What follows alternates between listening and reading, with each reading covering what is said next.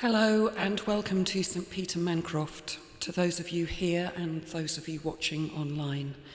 I'm Fiona Haworth, the Associate Priest, and this is part of our series of streamed reflections from Mancroft. And if you're visiting the church, please feel free to continue looking around. I have collected the first conkers from the chestnut tree behind our house. I love conkers. They remind me of my childhood, hunting out the prickly cases, learning to apply just enough pressure with my foot to split the case, and the excitement of peeling it apart to reveal the glossy brown nut within. But something seems wrong this year. It is too early for the conkers to be raining down in the numbers that they are, and too warm. I associate conkers with the nights drawing in, the wilder weather of autumn, buffeting winds and rain showers, perhaps the first early hint of frost. It is not just conkers. Acorns are littering the floor in the woods. Blackberries, the fruit associated with autumn, have been fruiting since midsummer. In many areas, only a few shriveled berries remain, and the berries have been small because of the lack of water. The world feels out of kilter. It has been the warmest summer on record in the UK. We have had 4 heat waves this year. A heat wave is classed as 3 consecutive days over 28 degrees centigrade in eastern England. 5 areas of the UK are in drought. We have watched the river levels falling over the year on our morning dog walks. Not only has it been the warmest summer on record, it has also been one of the driest.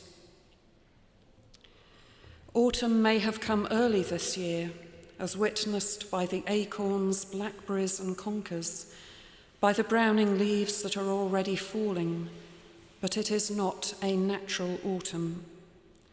The trees and plants are stressed by the intense heat and the lack of rain.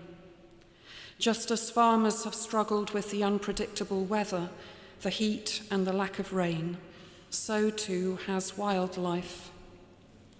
This early autumn is likely to cause a food gap for our native wildlife this year.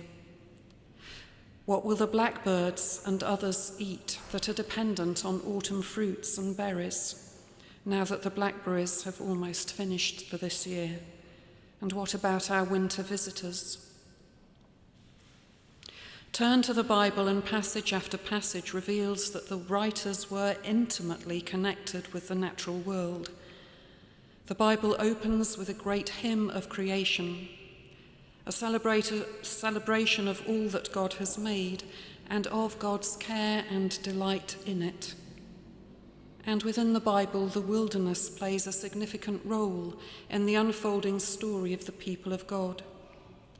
In the Hebrew scriptures, it is central to the story of the Exodus and to the later exile of the people of God after conquest.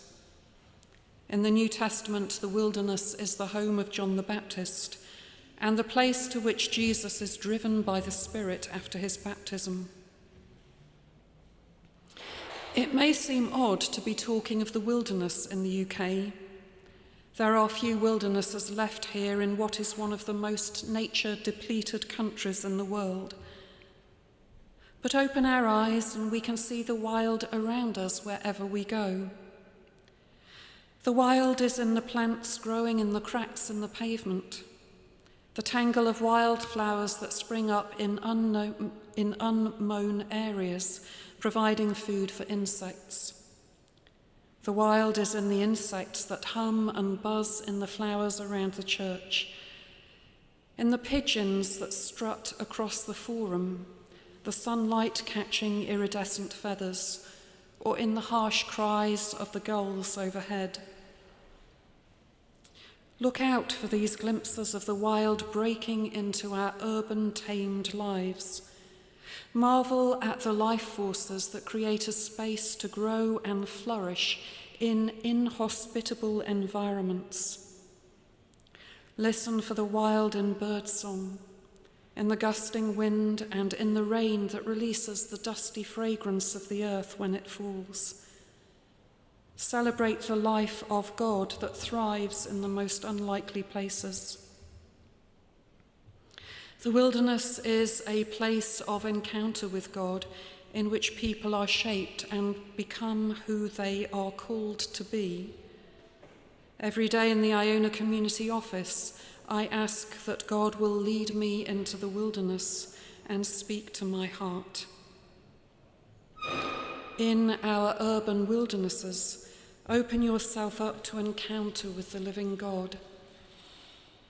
Pay attention to the glimpses of the wild around us on our city streets, the weeds, so-called, the birds, and see what they might be teaching us. Gerard Manley Hopkins, the poet who burnt all his early work on becoming a Jesuit novitiate, later turned to writing again. Hopkins wrote about nature and about faith, about rapture and despair.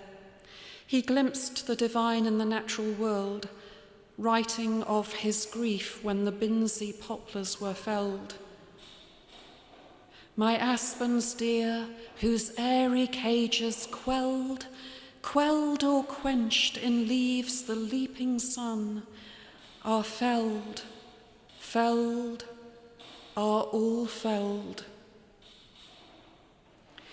I wonder what he would make of what we have made of the world in the 130 years since his death, of the constrictions we have placed on nature, of the wild places lost, the animals and birds we have pushed into decline. We are entering the season of the church year designated as Creation Tide, beginning on September the 1st and going through to the 4th of October. It is a time set aside to remember and give thanks for God as creator and sustainer of all life. It is an invitation to us to consider the giftedness of the earth and our call as bearers of the image of God to nurture and to care for this, our only home. The urgency of this call to preserve and to care demands action. Part of caring is noticing.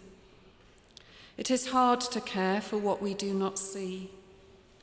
Cherish the glimpses of wild around us, protect them and nurture them as gifts given to us to remind us of the wonders of the world. Defend nature in all its forms.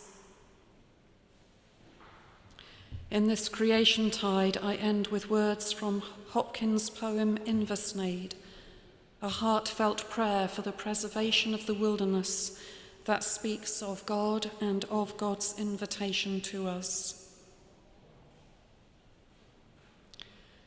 What would the world be once bereft of wet and of wildness? Let them be left. Oh, let them be left, wildness and wet. Long live the weeds and the wilderness yet.